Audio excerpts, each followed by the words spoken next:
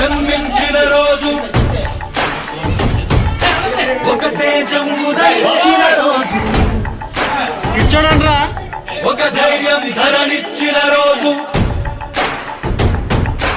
ఒక శౌర్యం భూమికొచ్చిన రోజు. తల్లి విజయమ్మ కళ్ళు కన్నా శిఖరం, తండ్రి రాజన్న ఆశయాల సన్మార్గం.